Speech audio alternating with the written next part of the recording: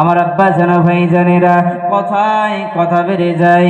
ওই যেন বড় বাবা গর্ব করে বলতে আছেন, আমি 5টা ছেলের মধ্যে 4টা ছেলেকে যেন ভালোভাবে লালন পালন করেছি, আমি 4টা ছেলেকে যেন বা মাস্টার ডাক্তার বানিয়েছি, কিন্তু একটা সন্তানকে আমি বানাতে পারি নাই।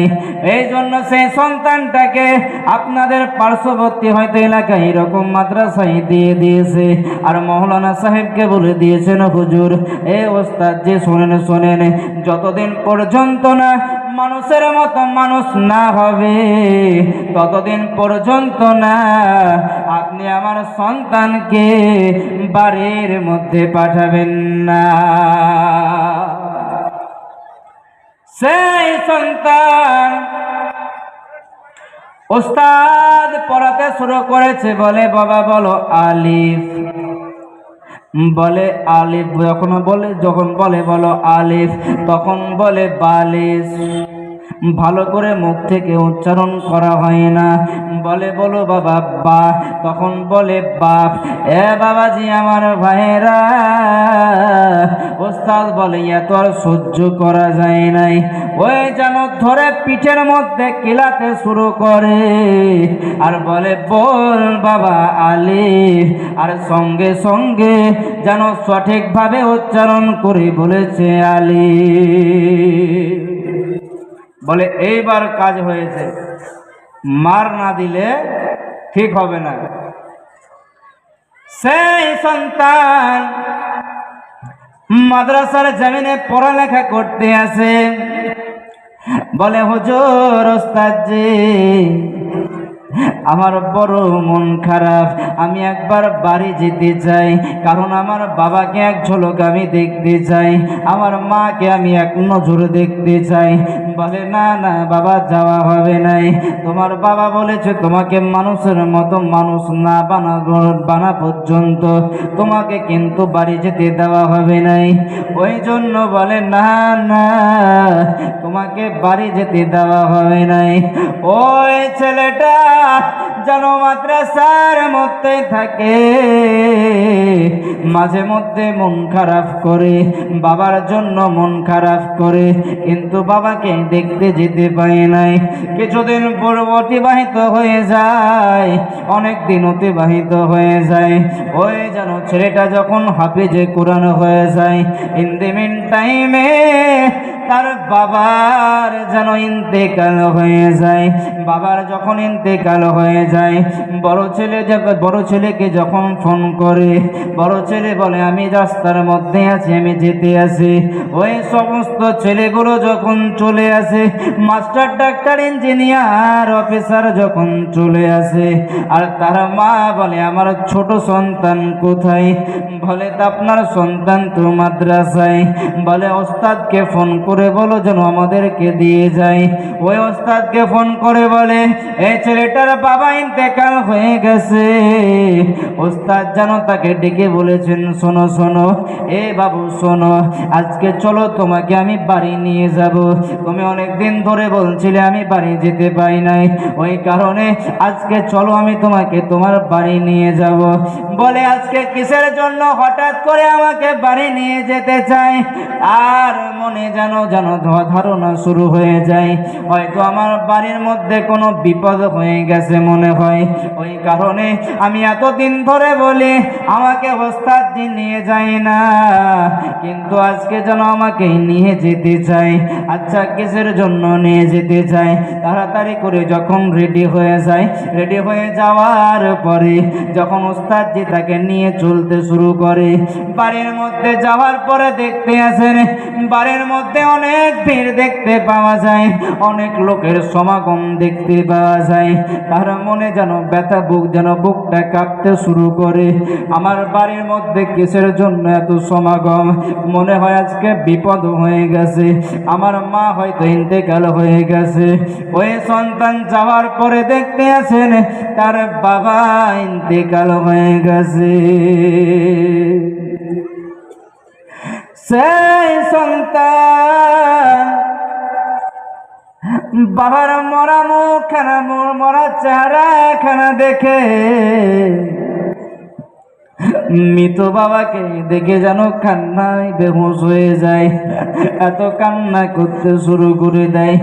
বলে বাবা, আমি বলেছিলাম যে আমি তোমাকে দেখতে চাই, কিন্তু আমার ওস্তাদ বলেছে বাবা শোনো শোনো, যতক্ষণ পর্যন্ত না তোমাকে মানুষের মতো মানুষ না বানাবো, তোমার বাবার কাছে আমি অঙ্গীকার করেছি, যতক্ষণ পর্যন্ত না মানুষের মতো মানুষ না বানাবো আমি ততক্ষণ পর্যন্ত তোমাকে যেতে দিতে পারি নাই।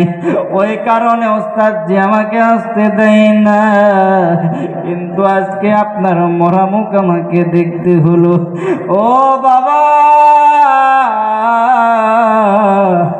একটা বারের জন্য চোখ খোলো বাবা, এই দেখো আজকে মানুষের মতো মানুষ হয়ে গেছে। আজকে তোমার সেই ছোট সন্তান যার জন্য তুমি চিন্তায় ছিলে, আজকে তোমার ছোট সন্তান মানুষের মতো মানুষ হয়ে গেছে। একটা বার চোখ খুলে দেখো বাবা, আমি তোমার ছোট সন্তান এসেছি। বাবার লাশের পাশে অজননে কান্না করে, এমনি করে কিছু টাইম যখন চলে যায়, জোহরের নামাজ হয়ে যায়, এবারে জানাজার মাঠে যখন নিয়ে যাওয়া হয়, বলে বড় ছেলেকে ডাকা হোক। বড় ছেলেকে যখন ডাক দেয়, বড় ছেলে মাস্টারকে যখন ডাক দেয়, মাস্টার বলে আমি তো জানাজা পড়াতে পারবো নাই, আমার বাবা আমাকে মাস্টার বানিয়েছে ঠিকই, কিন্তু আমি ওই জ্ঞানটা অর্জন করি নাই, যেই জ্ঞানটা অর্জন করলে পরে আমি আজকে বাবার জানাজা পড়াতে পারবো। আমি মাস্টার হলে কি হবে, আমি বাবার জানাজা পড়াতে পারবো না। বলে আচ্ছা পুলিশ অফিসারকে ডাকো। বলে সন্তান, পুলিশ অফিসার শোনো, তোমার বাবার জানাজাটা তুমি পড়িয়ে দাও।